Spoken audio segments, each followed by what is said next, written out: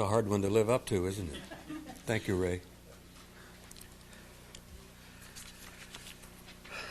I always begin by having to tell you that I've got so much material I don't think I can get it all in this afternoon. I'll do the best I can to compact to what I believe are the most important issues. I have a reputation for being rather long-winded on this subject, and I admit to that. Because as Ray said, I have concluded a long time ago, frankly, that this is indeed, without the shadow of a doubt, the most important issue of our time, and I will hopefully try to explain that to you before the afternoon is over as to why I feel that way. Before I get into that part of it, I want to share a couple of comments with you here. I want you to understand some 4 words that I have lived with for the last 40 years. And you're all familiar with these words because you've all experienced them yourself. The first one is frustration. The second one is aggravation. The third one is anger. And the fourth one is outrage. And let me explain to you why those words are important to me before I get into the meat of my presentation. I am frustrated after 40 years of searching for the truth and 40 years of being laughed at and ridiculed by people who weren't curious enough to really seek the answers for themselves. I am aggravated at so-called scientists and experts who smugly and arrogantly snickered at ideas beyond their own vision and imagination and refused to see even that there would be a 21st, 22nd, and 23rd century science. I am angry at a national security system in this country that spends billions of your tax dollars covering up from you the greatest secret of our time. And I am outraged at a government who apparently believes that you can lie to all of the people, all of the time. And the fact that you're here is encouraging to me, because that proves that there are some of us that we will not allow them to lie to us all of the time. Now that I've vented my spleen on those 4 words, I feel a little better. Thank you.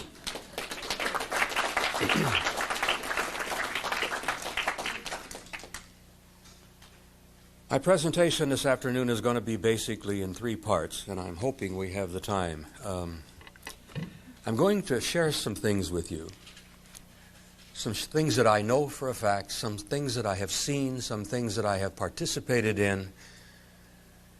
And then I'm going to share with you my conclusions after well over 30 years of research as to what this means, what's really happening, why is it so important, and what is really taking place here. And then hopefully toward the end we'll have time for a few slides. I don't want to go through the whole set, but there are some I do insist on sharing with you. Now to begin, I like to begin with a quote from the first act of Hamlet, which I know all of you are familiar with, where the young prince says to his friend, "There are more things in heaven and earth, Horatio, than your philosophy dreams of." And I like to lead into that using that as a set piece there, to give you some thought. I like to follow that with a comment, a quote from a very famous British astronomer and scientist a number of years ago by the name of Haldane, who said repeatedly that the universe is not only stranger than we know, it is stranger than we can know.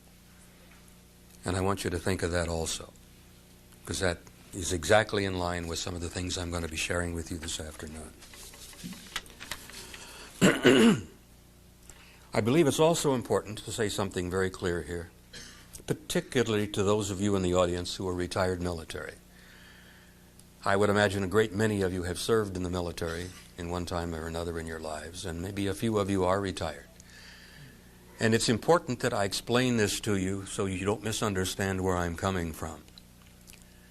In the process of my presentation this afternoon, I am indeed going to violate my national security oath several times.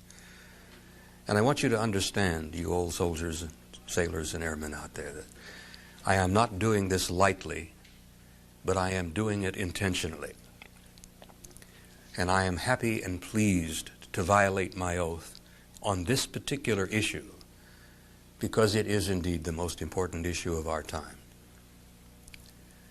There are secrets that I still hold and secrets that I will carry to my grave. Sometimes there are secrets that need to be kept secret. But this particular issue is so important to you as citizens of this country and as citizens of the human race, members of the human race, and citizens of this planet, that there's nothing more important than that, and I purposely and intentionally violate my oath with a good feeling, because I believe that not only do you people have a need to know, you have a right to know, because you're the ones that are paying the bills. And I'm a believer in the constitutional system. I see the constitutional system being stomped upon. I see that document, which is so precious to us, being ignored. And the time has come for we, the people of this country, to reclaim our rights, reclaim our Constitution, and damn well force the government that we are supporting and paying the bills for to own up, fess up, and finally, after over 40 years, tell us the damn truth about this issue.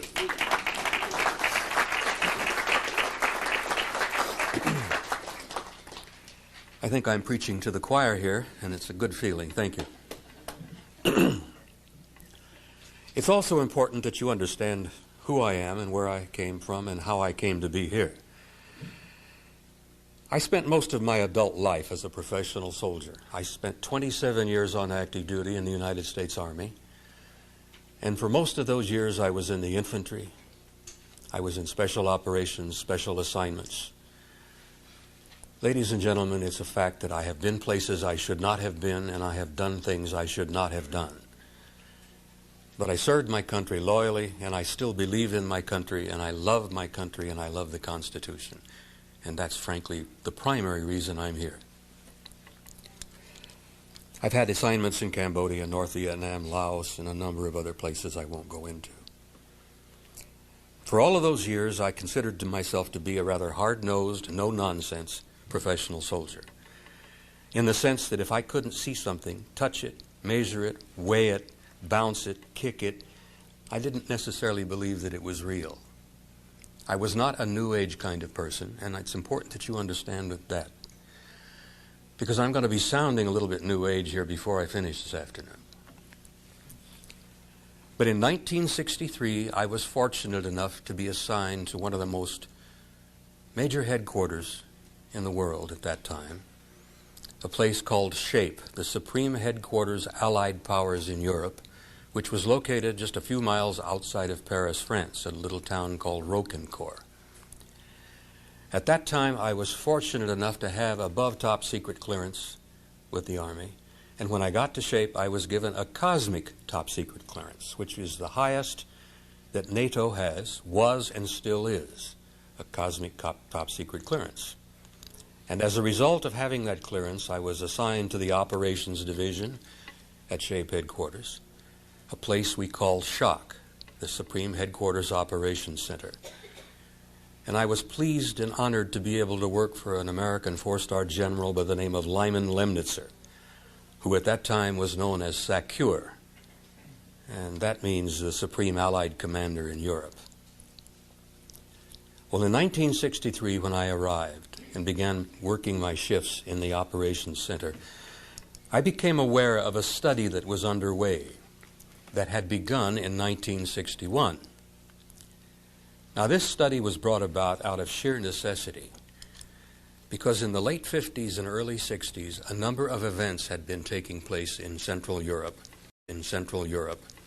that literally, in a number of cases, almost triggered World War III.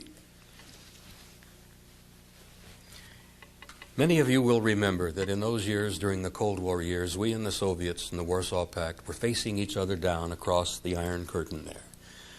Both sides were armed to the teeth. Not only did we have enormous amounts of conventional weaponry and capability, but both sides had atomic capability. And literally our fingers on both sides, the Warsaw Pact and NATO, were just poised above the buttons. It was a tense time. It was a frightening time. And it's a tension and time that will live with me until the day I die. Thank God we did avoid the war. We came very close a couple of times.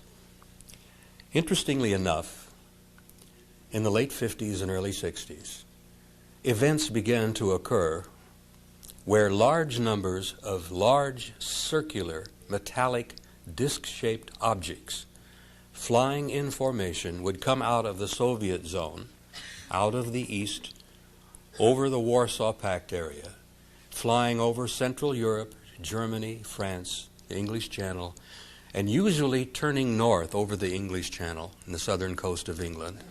And these objects would disappear off of NATO radar over the Norwegian Sea.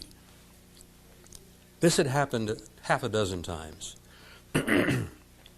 Actually more. The objects were at an extremely high altitude. They were very large, and they were flying very fast. And it was very, very clear that they were under some kind of intelligent control. Now, for a long time, the Soviets thought these objects belonged to us, and for a while we thought they might have belonged to the Soviets. Later, we were both to find out that none of us owned these objects.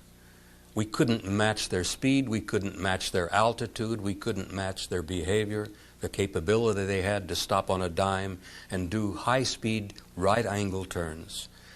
And these things were almost playful in some cases, where they would play games with our interceptors that we would send up. And they teased some of our pilots to the point that these kids were getting very, very frustrated, almost ready to arm their guns and take a shot at them. Thank God they didn't. Now, the Supreme Deputy Allied Commander of Europe at that time was a British Air Marshal by the name of Sir Thomas Pike. A brilliant gentleman, one of the finest people I've ever met. And Sir Thomas was General Lemnitzer's deputy commander. And Sir Thomas Pike was frankly getting frustrated and angry as hell about this issue because he had repeatedly tried to get information from London and Washington on this UFO matter. And every time he tried, he got a cold response. London and Washington would send shape nothing on the UFO issue. We were to find out later that it was a result of there being an enormous French spy ring in place in Paris at that time, which many of you can read about if you're interested in reading Leon Uris's very excellent book titled Topaz. The book is based upon truth. It's kind of mildly fictionalized, but it's a true story based on true events of the Columbine spy ring that existed in Paris at that time. And Topaz was made into an excellent film, by the way, so it may be still available on the stands if you wanted to borrow or rent it. But it's all true. And because of the Columbine Topaz spy ring in Paris, London and Washington would send Sir Thomas nothing on the UFO issue. Well, it was damn frustrating. Here we are facing the Soviets down over the Warsaw Pact and over the Iron Curtain there, looking at each other, hands on the triggers. And Sir Thomas finally said, I've had enough. We're going to do our own in-house study. We're going to establish a military research plan here inside of SHAPE and try to determine what the hell's going on here. Who are they? Why are they here? Where are they from? And what do they want? This is after we long determined that the Soviets were not involved and that we knew we weren't involved. And we were really, frankly, curious. Who the hell was involved? Now, remember, this was in the 60s. We've learned a lot since then. But back then, we didn't know too much. Our own American government knew quite a bit, but it wasn't sharing with anybody back then. So when Sir Thomas established the study, it was based finally on an incident that occurred on the 2nd of February 1961, where roughly 50 of these objects flew over in formation at a high rate of speed, obviously under intelligent control, did the same damn thing. The Soviets went on red alert. They closed all of the borders in Berlin. We went on red alert. Everybody responded, and it was one of those those moments, I'm tempted so often to use old military terms, and I refuse to do that because there are the ladies in the room. But there were tense and very tight times, particularly at 3 o'clock in the morning in the Shape War Room. When the teletypes were going off, the phones were all ringing, all hell was breaking loose all over Central Europe, and we thought the war had begun. Well, in 1961, Sir Thomas established this study. They named it an assessment. An assessment. They gave it a subtitle of an evaluation of a possible military threat to Allied forces in Europe. It later became known as the assessment.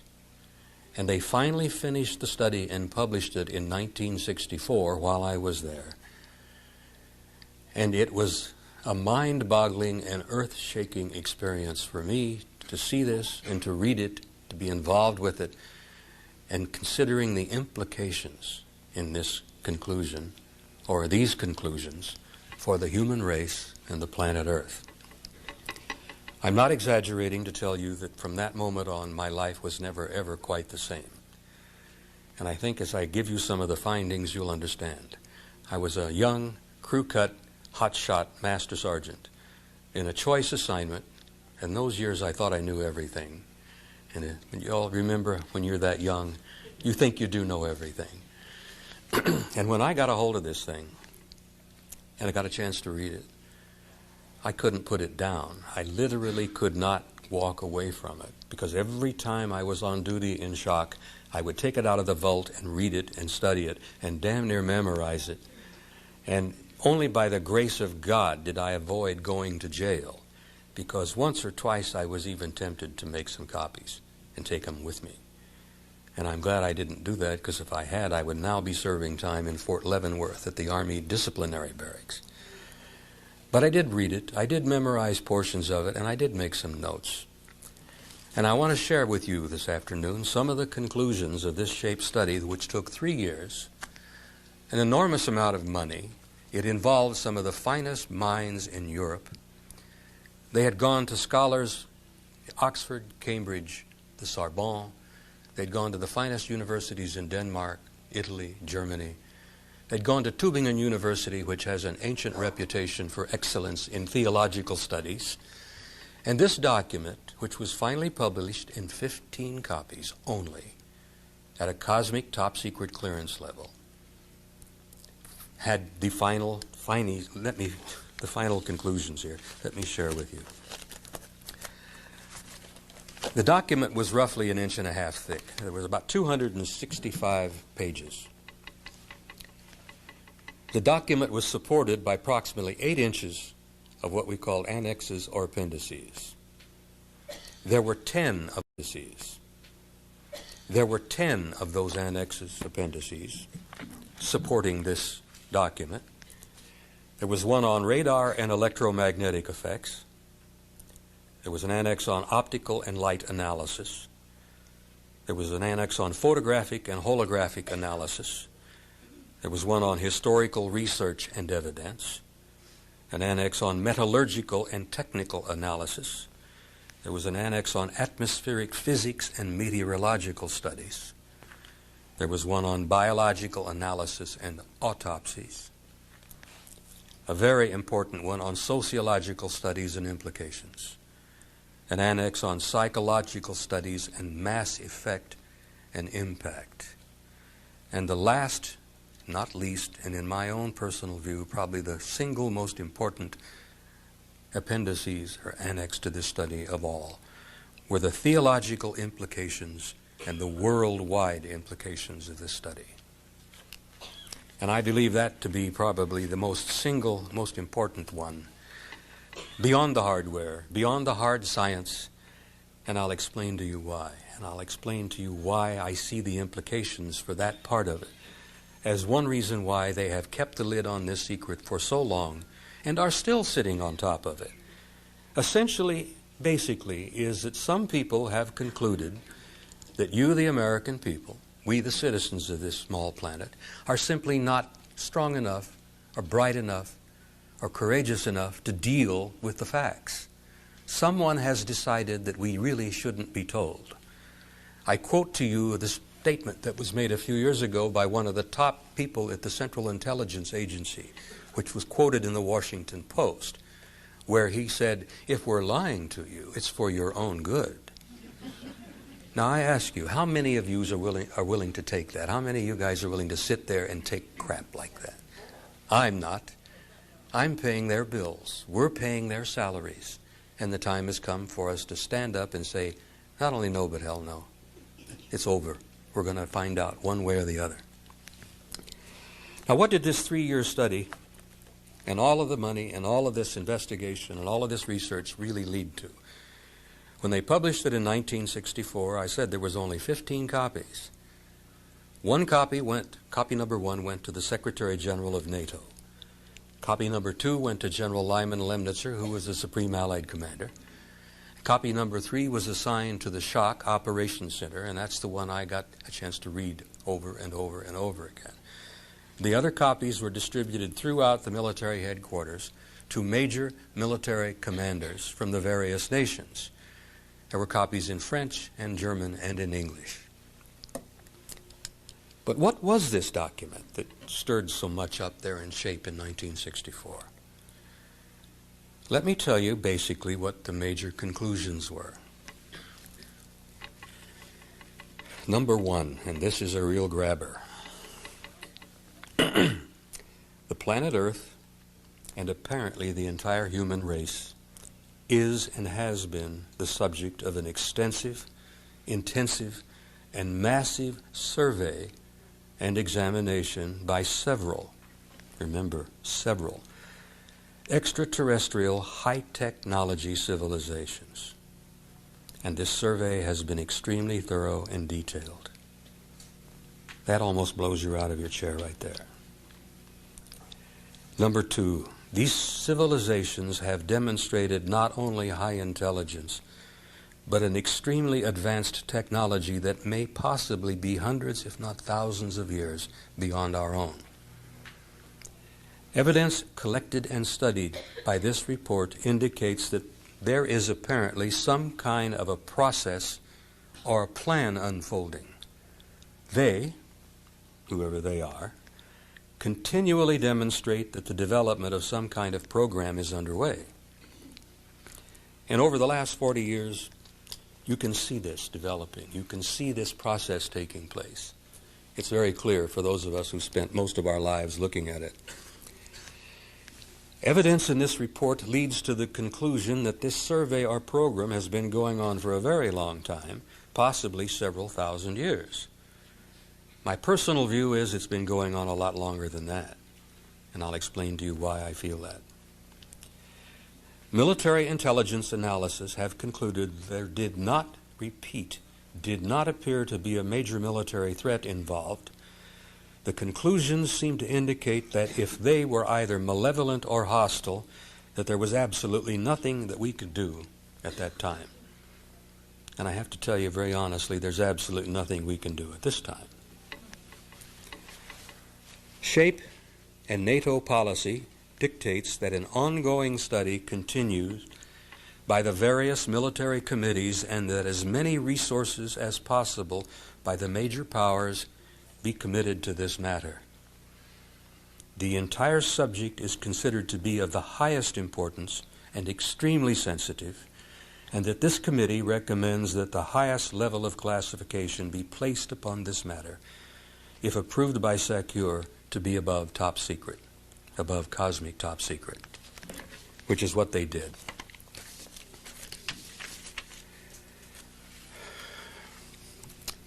Well, that's what turned this young crew-cut head around. I guess I really grew up at that time. Somehow, all of the fun and games that I had enjoyed over the years, and in the infantry, if any of you have ever been into it, we had our own fun and games. We drank too much. We caroused a bit. Particularly in combat situations, we had ways of unwinding. I developed a closeness with a lot of friends over those years, and I lost a lot of those friends over those years. But I never very seriously, after this study, laughed very much. I was completely changed in that my total view of the world had changed. My concept of myself and my awareness and concept of my life changed. It made such a difference on me that when my wife remarked about it, she said, something's wrong. She says, you're even different than you were when you came back from Korea. And that's true.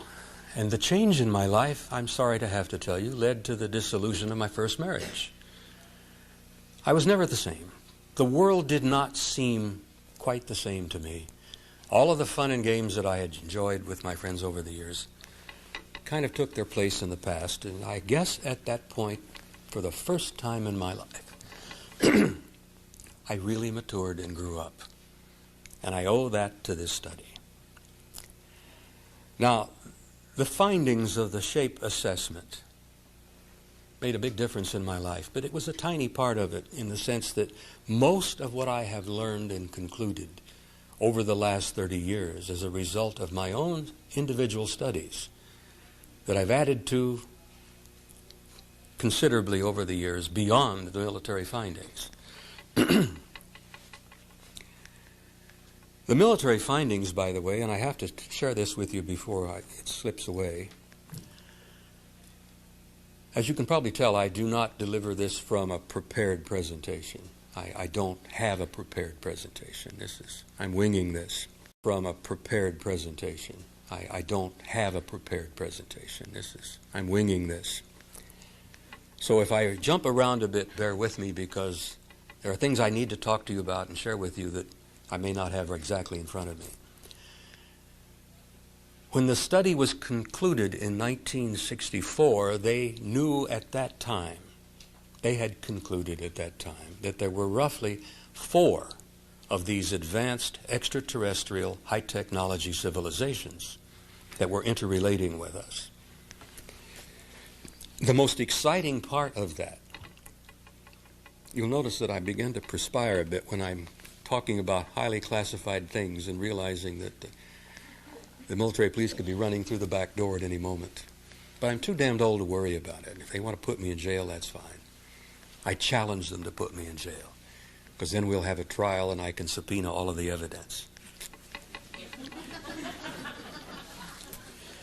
But they concluded in '64 that there were 4 of these groups. Now, I have learned since from people who are in the inside, people I trust, that there's not only 4, there may be more than a dozen, and some estimates that there could run as many as 100 different groups.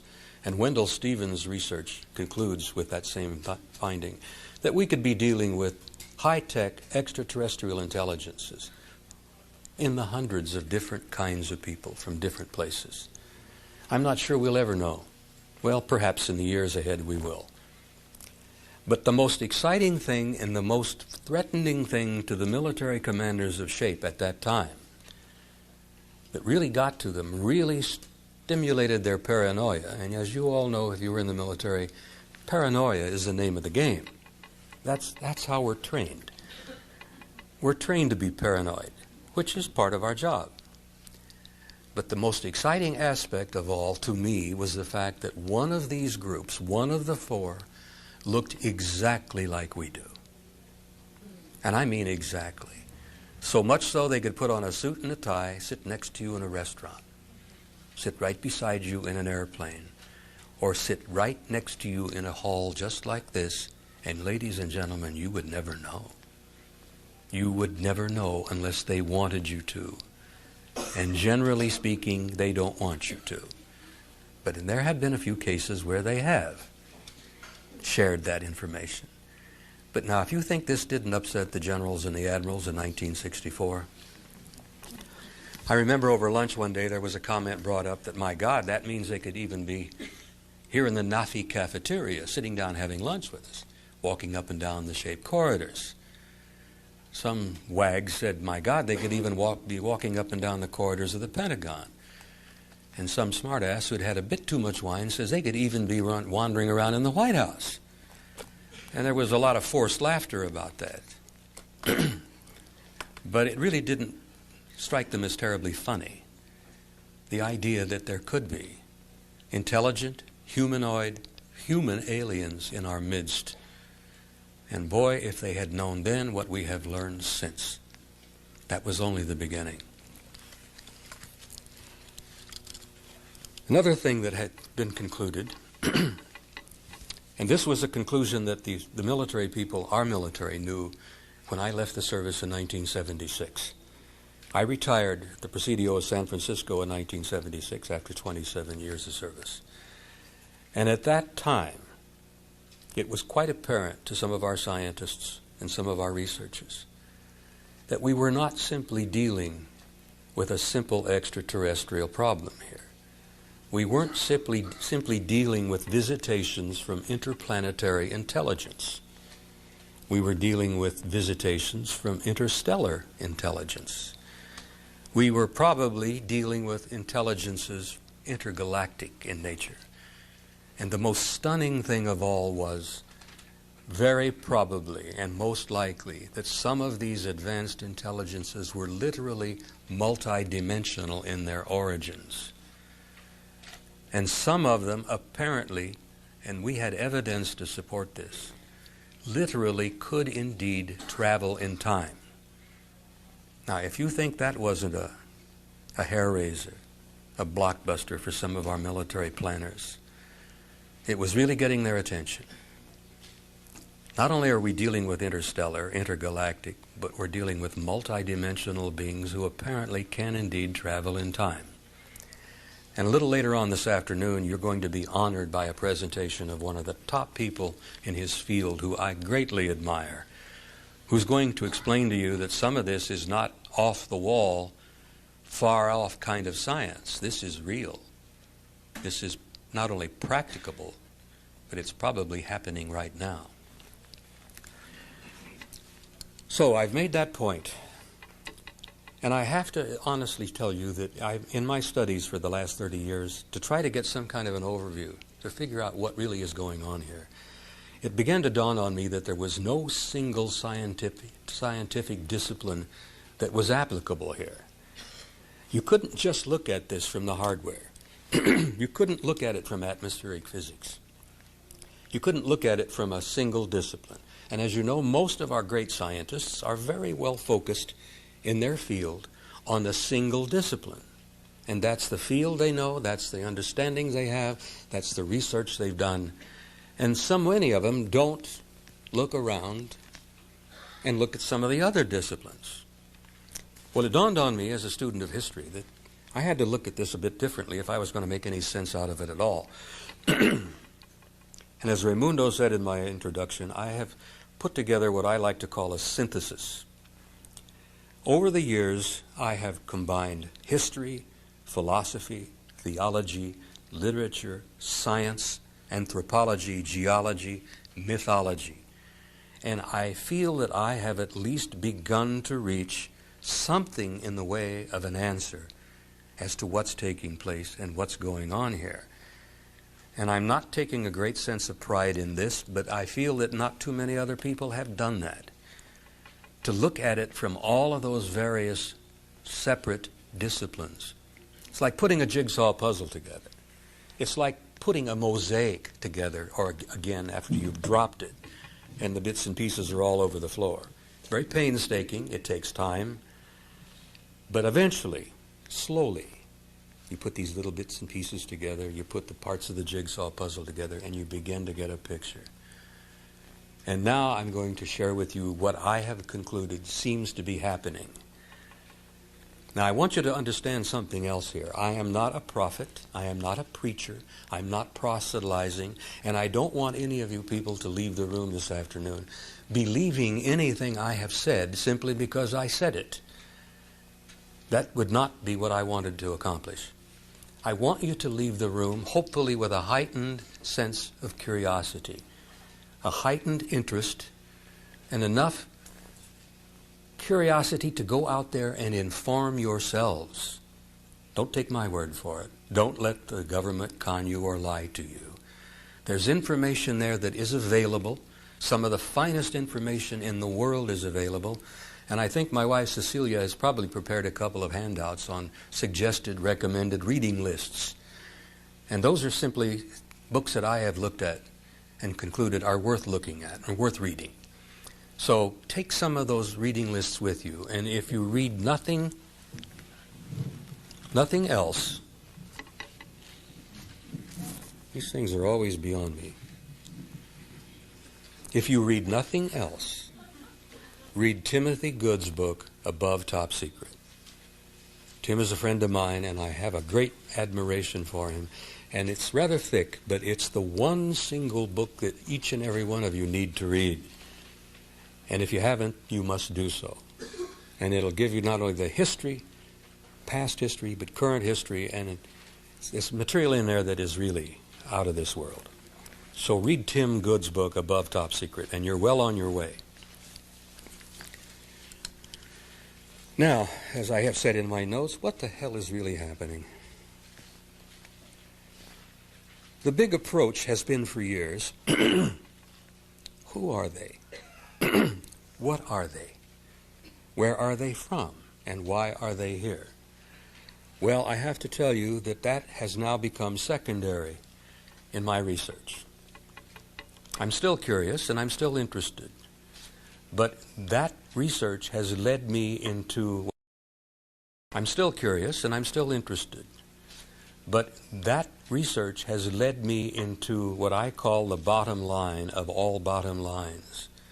And that is, who are we? Why are we here? And where are we going? And that's the most important thing of all.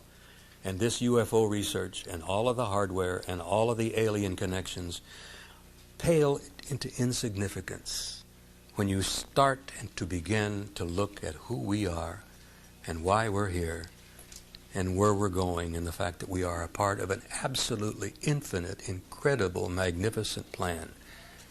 And none of us is an accident. Not one single one of us is an accident.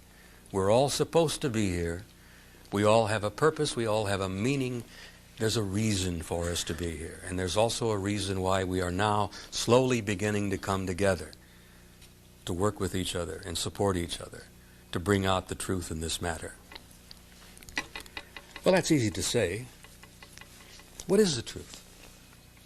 I remember years ago, one of my favorite writers was Hemingway. And then I think it was his classic Rivers in the Stream, Islands in the Stream. One of the heroes asks the question is, what is truth? And the old codger, you've been reading my mind, thank you. The hero of the story says, it's all true. It's all true. So I would like for you to keep that in mind. And let me tell you what I think is the truth.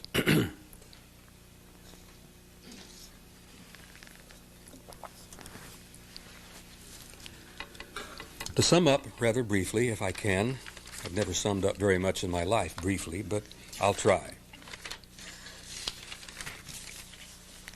I have concluded, after all of these years of really digging into this, through all of those various disciplines, one of my great interests in life is ancient history, which automatically led me into mythology, which tied in closely with theology, philosophy. But I have concluded, and this is my own conclusion, and I throw it out to you for whatever it's worth. The human race is a hybrid race. We have been placed on this planet, we have been seeded here, and we have been genetically manipulated over the eons of time, continually since the beginning of our history. And that genetic manipulation is still going on today. Ladies and gentlemen, we have never been alone. We are not alone, and we have never been alone. We are members of an almost infinite, I say infinite, not really knowing quite what that word means. We are members of a vast universe filled with intelligent life. That universe is our home. We're part of it. We were born here in it. It will always be our home, and that universe is a sacred place. and we are sacred beings. And I don't want to sound like a preacher, but we have a right to be here. There's a purpose and there is a meaning to our being here. And we are going to be finding some answers to all of these questions very, very soon in a way that's going to literally shake the foundations of this planet. Which is why I think it's important for you to pay attention, inform yourselves, wake up, and don't let them lie to you anymore.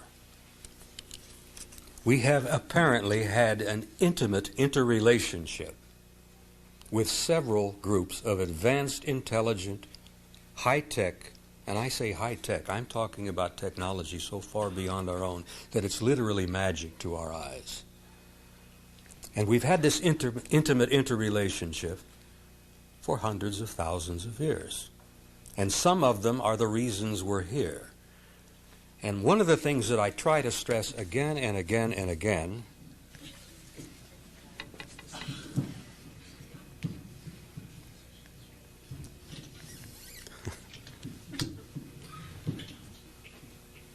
happens every time.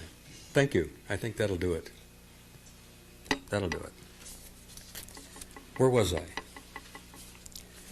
This intimate interrelationship has been more intimate than most of you would even imagine. Now, there are a lot of you in the audience who I think are probably concerned and interested and a little frightened, perhaps, of what has been known over the last few years as the abduction scenario.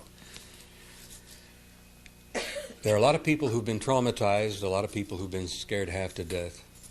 There may be people in this room who have been involved in the abduction scenario. And you may be carrying some scars with you today, both inward and outward, because of things that may have happened to you.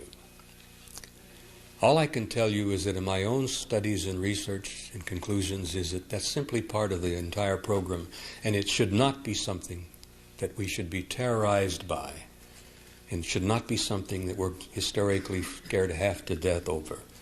That if we can approach it with the proper view and the proper understanding of what's taking place, it'll help us deal with this. Because not only has it been happening, it's been going on for a very long time, and it's going to continue to happen. This intimate interrelationship, this continual evolving process, this continual growth of the human being, the human species, is continuous, has not stopped, and it will not stop. I must tell you that in my own view, we are changing, you and I, all of us here, in ways you don't even understand. Not only is your imagination and your mind and your spirit and your thoughts undergoing incredibly complicated expansions and developments, but your physical body is changing even as you sit in this room. You're changing at a molecular level. It's happening now. And the reason I have to stress this is because what we are becoming is going to be a different species. And I'm trying to explain this to you because it's going to be a worldwide shock to most of the human race that in a few short years, this planet, we, the human race, what we would call Cro-Magnon, are going to be so different from what we are today. We're going to be so far beyond Cro-Magnon that we, as Cro-Magnons, were beyond poor old Neanderthal. And we look back over what we know of him, and we look at those beetle brows and those big, massive shoulders, and we kind of think of him perhaps as more of an animal than a human, which I don't think is really fair.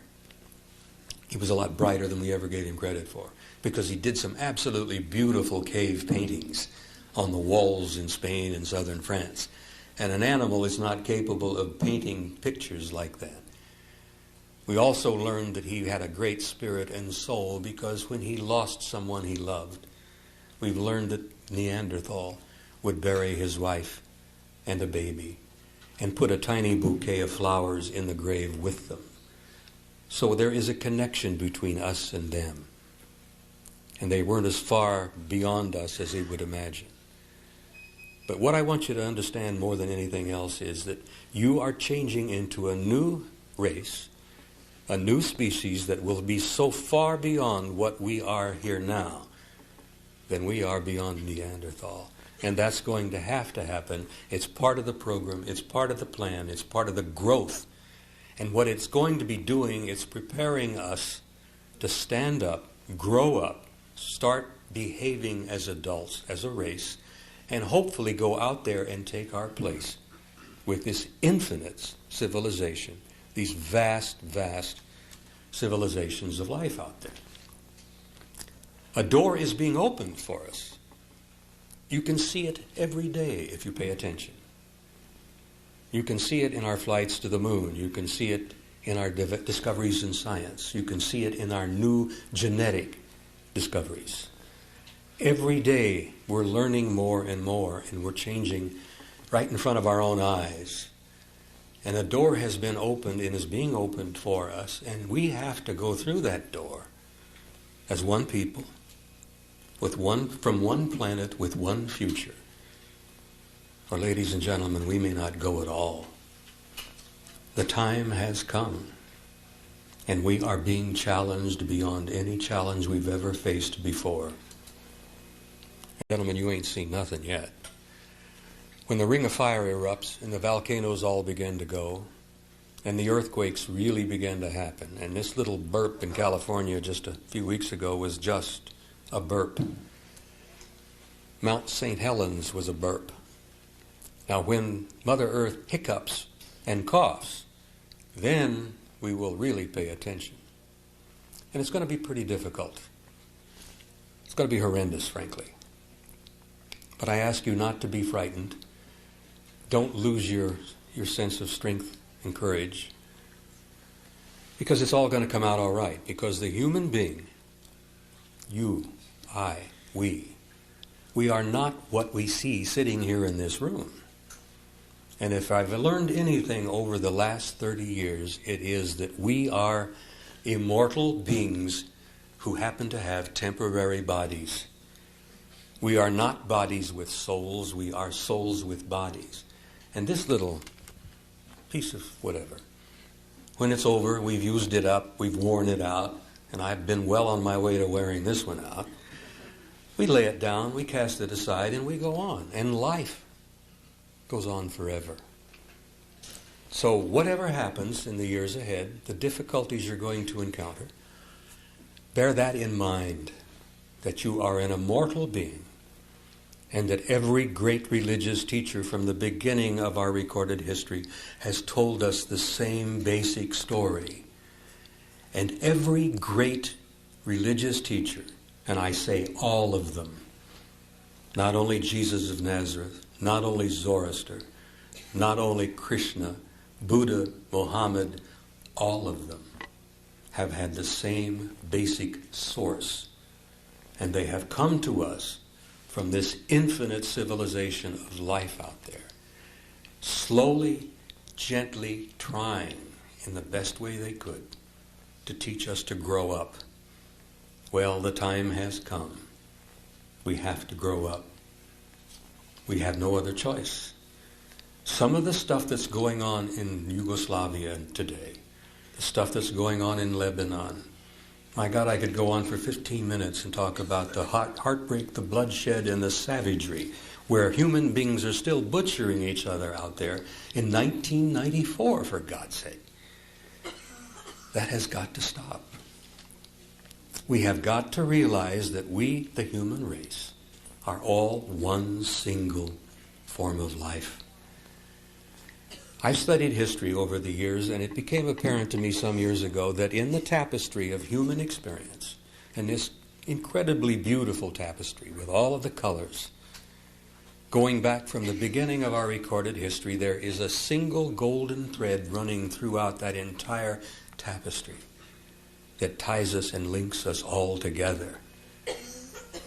And what I have concluded, and I know most of you in this room have reached the same conclusion or you wouldn't be here, is it doesn't matter what church you go to. It doesn't matter what color your skin is. It doesn't matter what your ethnic background is. Ladies and gentlemen, that crap does not matter.